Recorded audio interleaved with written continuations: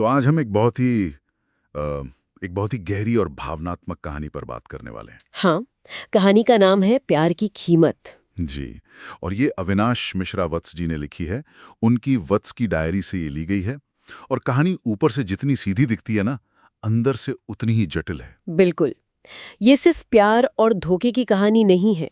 ये इस सवाल की पड़ताल करती है कि प्यार में दिए जाने वाले बलिदान और खुद के वजूद को मिटा देने के बीच की वो जो महीन रेखा है, वो कहाँ होती है। तो आज हम इसी सवाल की गहराई में उतरेंगे। प्यार के नाम पर दिया गया त्याग कब शोषण बन जाता है, और एक इंसान उस धोखे से उभरकर अपना आत्मसम्मान वापस कैसे पाता है। चलिए इस कहानी की परतों को खोलते हैं। कहानी की शुरुआत एक ऐसे सवाल से होती है जो किसी भी रिश्ते की नींव हिला सकता है। आदित्य अपनी पत्नी सिया से पूछता है, सिया तुम मुझसे प्यार करती हो ना? और इसकी ठीक बाद हाँ, इसकी ठीक बाद वो एक ऐसी मांग रखता है जिसकी कोई कल्पना भी नहीं कर सकता। मुझे तुम्हारी एक किडनी चाहिए। यहाँ जो बात सबसे ज्यादा चौंकाने वाली है, वो आदित्य की मांग नहीं, बल्कि सिया का जवाब है। वो एक पल भी नहीं सोचती। एक पल भी नहीं। उसका जवाब है, हाँ ले लो। इसमें पूछने की क्या बात है? ये एक लाइन ही मतलब उस रिश्ते की पूरी सच्चाई बता देती है। ये बिना शर्त का प्यार नहीं, ये अंधा विश्वास है। अंधा विश्वास, ये एक दिलचस्प शब्द है। कहानी में एक लाइन है जो सिया की हालत को बयां करती है। पापा के बाद अगर किसी को उसने अपना सहारा माना था तो वो सिर्फ आदित्य था। हाँ, तो क्या उसका ये जो समर्पण है, उसके प्यार से ज्यादा उसकी निर्भरता से आ रहा था? मेरे हिसाब से ये दोनों का मिश्रण है। लेकिन यहाँ आदित्य के तरीके को समझना बहुत जरूरी है। उसका सवाल, तुम मुझसे प्यार करती हो ना? ये सिर्फ एक सवाल नहीं है। नहीं। ये एक क्लासिक मैनिपुलेशन टैक्टिक है। वो सिया के इनकार करने की गुंजाइश ही खत्म कर रहा है। वो एक ऐसा जाल बिछा रहा है जहां अगर सिया मना करती है तो इसका मतलब होगा कि वो उसे प्यार नहीं करती। मतलब इमोशनल ब्लैकमेल। बिल्कुल। इसे इमोशनल ब्लैकमेल ही कहते हैं, जहां प्यार को शर्तों पर बांध दिया जाता है। मतलब उसने सिया को कोई विकल्प ही नहीं दिया। या तो वो अपनी किडनी देकर अपने प्यार को साबित करे, या फिर इनकार करके बुरी पत्नी बन जाए। बिल्कुल। उसने सिया के सबसे गहरे जज्बात, उसके प्यार को ही उसके खिलाफ एक हथियार बना दिया। हाँ, और यहाँ त्याग की महानता नहीं, बल्कि शोषण की शुरुआत हो रही थी। और सिया को, उसको तो इसका अंदाजा भी नहीं था। वो इसे प्यार का सबसे बड़ा इम्तिहान समझ रही थी, जबकि असल में ये उसके भरोसे का सबसे बड़ा सौदा था। और फिर यह सौदा हो जाता है, ऑपरेशन होता है। लेकिन जब सिया की आंख खुलती है तो कहानी एक ऐसा मोड़ लेती है जिसे पढ़कर मैं सच में हिल गया था। हाँ, वो जो सीन है, वो अस्पताल के कमरे में अकेली है, पेट में भयानक दर्द है और आदित्य कहीं नहीं है। यहाँ लेखक ने अस्पताल के माहौल का बहुत अच्छा इस्तेमाल किया है। अस्पताल एक ऐसी जगह है जो जिंदगी बचाने से जुड़ी है ना, उम्मीद से जुड़ी है। सिया को भी यही लगता है। बिल्कुल। जब डॉक्टर आके कहते हैं कि ट्रांसप्लांट सफल रहा, तो वो मुस्कुराती है। उसे लगता है कि उसका त्याग काम आ गया। लेकिन उसकी मुस्कान एक पल में गायब हो जाती है जब डॉक्टर अगला वाक्य कहते हैं, आपकी किडनी आपके पति को नहीं दी गई। ये वो पल है जहां सिया की दुनिया बिखर जाती है। एक ही पल में शारीरिक दर्द और इतना बड़ा भावनात्मक धोखा। और ये धोखा सिर्फ एक नहीं, बल्कि कई परतों में सामने आता है। हाँ, कई परतों में। पहला धोखा, किडनी किसी और को दी गई। जब सिया पूछती है किसे, तो दूसरा और सबसे बड़ा धोखा सामने आता है, आपके पति की पहली पत्नी को। उफ। इस एक वाक्य से सिया को न सिर्फ ये पता चलता है कि उसके शरीर का इस्तेमाल किया गया, बल्कि ये भी कि उसका पूरा रिश्ता ही एक झूठ था। उसकी एक सौतन है जिसके बारे में उसे कभी बताया ही नहीं गया। और जो बात इसे और भी ज्यादा भयानक बनाती है, वो डॉक्टर का अगला खुलासा है। आदित्य ने डॉक्टरों से कहा था कि सिया को ये सब बताने की जरूरत नहीं है, क्योंकि अगर आप उनसे प्यार करती हैं तो आप मना नहीं करेंगी। सोचिए, उसने सिया के प्यार को एक गारंटी की तरह इस्तेमाल किया था। सही कहा। ये सिर्फ भावनात्मक शोषण नहीं है, ये एक तरह की साजिश है। आदित्य ने सिया को कभी एक बराबर का साथी माना ही नहीं, उसने सिया को एक साधन की तरह देखा, एक मीन्स टू एन एंड। उसकी पहली पत्नी की जान बचाने का एक जरिया। यहाँ सिया एक इंसान नहीं, बस एक शरीर है जिसमें से एक अंग निकालना है। और यहीं पर वो जो अस्पताल का प्रतीक है वो भी बदल जाता है। जो जगह सिया के लिए त्याग और उम्मीद का केंद्र थी, वही उसके सबसे बड़े धोखे और शोषण का गवाह बन जाती है। बिल्कुल। इस धोखे के बाद जब आदित्य कमरे में आता है तो सब कुछ बदल चुका होता है। सिया की आंखों में अब प्यार नहीं, सिर्फ टूटा हुआ विश्वास था। और यहाँ से हम सिया के कैरेक्टर में एक शिफ्ट देखते हैं। वो सिर्फ रो नहीं रही है, वो सवाल कर रही है। हाँ, उसका पहला सवाल बहुत सीधा है, तुमने मुझसे झूठ बोला। और आदित्य का जवाब देखिए, मुझे मजबूरी थी।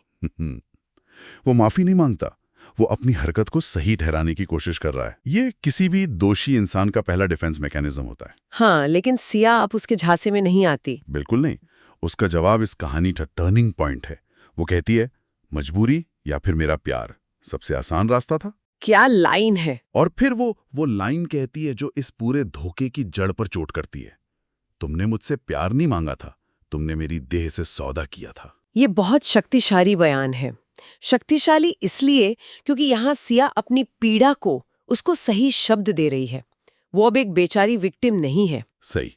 वो समझ चुकी है कि उसके साथ क्या हुआ है। उसे ऑब्जेक्टिफाई किया गया, मतलब उसे एक वस्तु की तरह इस्तेमाल किया गया। जब वो कहती है, मैं बस एक शरीर थी जिससे तुमने अपना कर्ज चुकाया, तो वो ये बता रही है कि उसे समझ आ गया है कि यह प्यार का इम्तिहान नहीं, बल्कि एक लेन देन था। उसने अपने शरीर का एक हिस्सा दिया ताकि आदित्य अपनी पहली पत्नी के प्रति अपना कर्ज चुका सके। वाह, मैंने इस नजरिए से सोचा ही नहीं था। ये सिर्फ बेवफाई नहीं है, ये तो उसके वजूद को ही नकारना है। बिल्कुल। और इसी एहसास से उसकी ताकत लौटती है। हाँ, जब वो कहती है, अब देने को कुछ बचा नहीं और जो बचा है वो मेरा आत्मसम्मान है। ये वो पल है जहां वो अपनी एजेंसी, अपना कंट्रोल वापस ले रही है। हाँ, और वो एक बहुत महत्वपूर्ण फैसला लेती है। वो कहती है, तुम्हें छोड़ दूंगी, क्योंकि प्यार में धोखा सह लेना कमजोरी है और उसे बार बार सहना खुद से गद्दारी। ये एक क्रांतिकारी विचार है, खासकर उस सामाजिक ढांचे में जहां महिलाओं से उम्मीद की जाती है कि वे रिश्तों को बचाने के लिए सब कुछ सह लें। सही बात है। सिया यहाँ रिश्ते को नहीं, खुद को बचाने का फैसला कर रही है। वो खुद से वफादारी को किसी और के धोखे से ऊपर रख रही है। कहानी फिर 6 महीने आगे बढ़ जाती है। सिया की जिंदगी बदल चुकी है। वो शारीरिक रूप से कमजोर है, लेकिन मानसिक रूप से शायद पहले से कहीं ज्यादा मजबूत। हाँ, वो अपनी जिंदगी को दोबारा पटरी पर लाने की कोशिश कर रही है। और तभी आदित्य वापस आता है, एक मैसेज के साथ, एक आखिरी बार मिल लो। और वो मिलने की जगह भी वही चुनते हैं, अस्पताल। वही जगह जो उनके रिश्ते के टूटने की गवाह थी। लेकिन इस बार किरदारों की भूमिकाएं बदल चुकी हैं। बिल्कुल। पहले सिया कमजोर और लाचार थी और आदित्य कंट्रोल में था। अब आदित्य थका हुआ, अकेला और डर से भरा दिखता है। वो बताता है कि उसकी पहली पत्नी, जिसके लिए उसने ये सब किया, उसे छोड़कर चली गई। वो कहता है, मैं बर्बाद हो गया हूं। यहां एक सवाल उठता है, क्या उसे अपने किए पर पछतावा है या उसे सिर्फ अपने अकेलेपन का डर है? हाँ, कहानी इस बात को बहुत साफ करती है। सिया उसकी आंखों में देखती है और उसे दर्द तो दिखता है, पर पछतावा नहीं, सिर्फ नुकसान का डर था। तो आदित्य को इस बात का अफसोस नहीं है कि उसने सिया के साथ क्या किया। नहीं, उसे इस बात का अफसोस है कि उसका प्लान फेल हो गया। वो जिस औरत के लिए ये सब कर रहा था, वो भी उसे छोड़ गई और अब वो अकेला रह गया है। उसका दर्द स्वार्थ से भरा है। और सिया इस बात को तुरंत समझ जाती है। वो उसके दर्द को खारिज भी नहीं करती, बल्कि उसे एक आईना दिखाती है। हाँ, वो कहती है, तुम जानना चाहते हो कि आज तुम्हें कैसा लग रहा है? ठीक वैसा ही जैसा मुझे तब लगा था जब मेरी आंख खुली थी और तुम पास नहीं थे। क्या कमाल का जवाब है। उसने आदित्य के एहसास को सीधे उसके धोखे से जोड़ दिया। ये एक तरह का भावनात्मक न्याय है।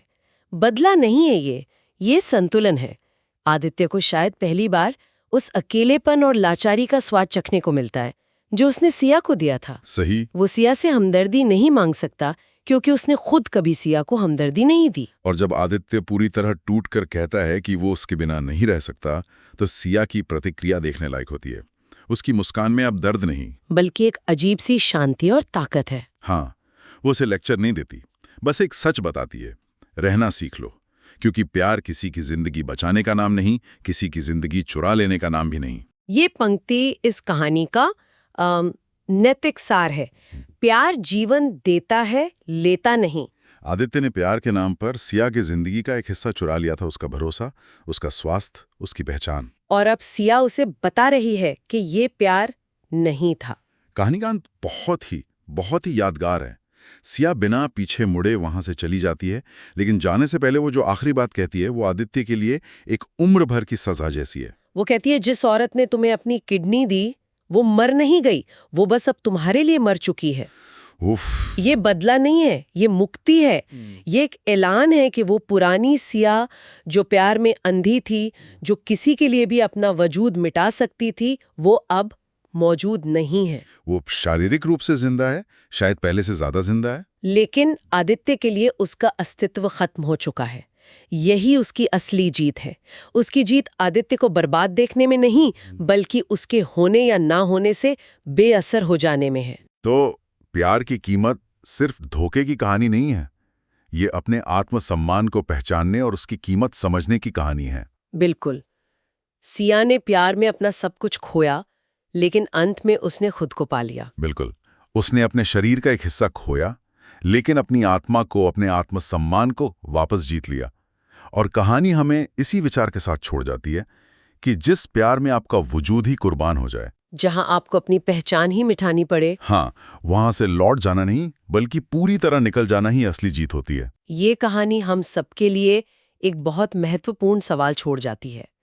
हम अपने रिश्तों में प्यार, त्याग और शोषण के बीच की रेखा कैसे खींचते हैं? और इससे भी बड़ा सवाल ये है कि क्या सच्चा प्यार कभी आपसे आपके आत्मसम्मान की कुर्बानी मांगता है?